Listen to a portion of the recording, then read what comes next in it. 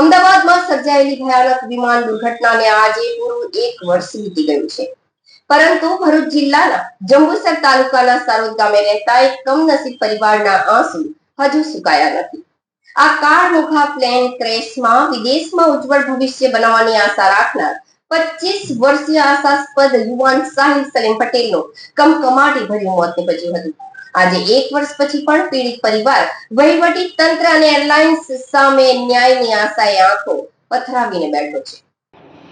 અમદાવાદમાં સર્જાયેલી ભયાનક વિમાન દુર્ઘટનાને આજે પૂરું 1 વર્ષ વીતી ગયું છે, પરંતુ ભરૂચ જિલ્લાના જંબુસર તાલુકાના સારોદ ગામે રહેતા એક કમનસીબ પરિવારના આંસુ હજુ સુકાયા નથી. આ કાળમુખા પ્લેન ક્રેશમાં વિદેશમાં ઉજ્જવળ ભવિષ્ય બનાવવાની આશા રાખનાર 25 વર્ષીય આશાસ્પદ યુવાન સાહિલ સલીમ પટેલનું કમકમાટી ભર્યું મોત નીપજ્યું હતું. આજે 1 વર્ષ પછી પણ પીડિત પરિવાર વહીવટી તંત્ર અને એરલાઇન્સ સામે ન્યાયની આશાએ આંખો પથરાવીને બેઠો છે.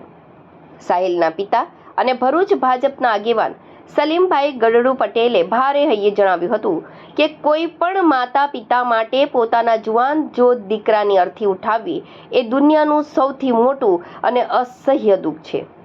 આ કરુણાંતિકાને આટલો સમય વીતી ગયો હોવા છતાં જવાબદારો સામે કોઈ નક્કર પગલાં લેવાયા નથી. તેમનો પરિવાર આજે પણ માત્ર એક જ માંગ કરી રહ્યો છે કે આ વિમાન અકસ્માત માટે જે કોઈ પણ બેદરકારી જવાબદાર હોય તેની સામે કડક કાયદાકીય કાર્યવાહી થવી જ જોઈએ. સાહિલની બહેન સહિસ્તા પટેલે પોતાના ભાઈને યાદ કરતા ભીની આંખે જણાવ્યું કે સાહિલ ઘરમાં સૌથી નાનો અને સૌનો વહાલો હતો. તેને ગુમાવ્યાનો આઘાત એટલો ઊંડો છે કે તેના વડીલો હજુ સુધી સામાન્ય જીવન જીવી શક્યા નથી. સાહિલના અકાળ અવસાન પછી તેના માતા પિતા ગંભીર ડિપ્રેશનનો ભોગ બન્યા છે અને આજે પણ નિયમિત દવાઓના સહારે દિવસો કાપી રહ્યા છે. પરિવારનો સૌથી મોટો આક્રોશ એરલાઇન કંપનીના વલણ સામે છે. સહિસ્તા પટેલે એર ઇન્ડિયા અને ટાટા ગ્રુપના સીઈઓ તેમજ ઉચ્ચ અધિકારીઓ પર ગંભીર આક્ષેપો કરતા કહ્યું કે દુર્ઘટના સમયે તેઓએ સહાનુભૂતિ બતાવીને અમને પોતાનો પરિવાર ગણાવ્યા હતા. મેડિકલ સહાય, શિક્ષણ અને પરિવારના સભ્યોને નોકરી આપવાના મોટા મોટા વાયદાઓ કરાયા હતા, પરંતુ આજે એ જ અધિકારીઓ અમારા ફોન પણ ઉપાડતા નથી કે મેસેજનો જવાબ આપવાની તસદી લેતા નથી. સાહિલ માત્ર પોતાના પરિવારનો જ દીકરો ન હતો, પરંતુ સારોદ ગામના પ્રત્યેક વડીલ અને યુવાનનો પ્રિય મિત્ર હતો.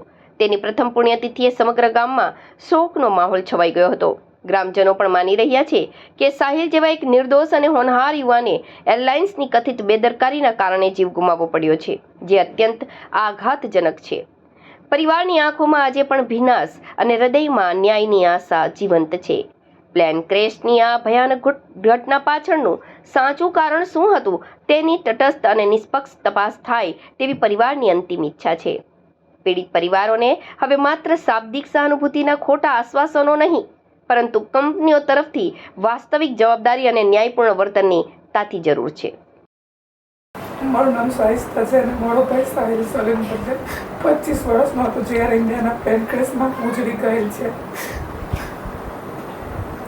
ઇન્વેસ્ટિગેશન તો થવું જ જોઈએ, કેમ કે અમને એવો ન્યાય મળવો જોઈએ કે આ જેની ભૂલના કારણે કે જેની બી જ્યાં સાજિશના કારણે થઈ હોય તો અમને ઇન્સાફ તો મળવો જ જોઈએ, કેમ કે જેના લીધે કરતા હોય તેને સજા કરી મોત નહીં મળવી જોઈએ. ને મારો ભાઈ તો બેકસૂર હતો, વગર ગુને ગુજરી ગયો.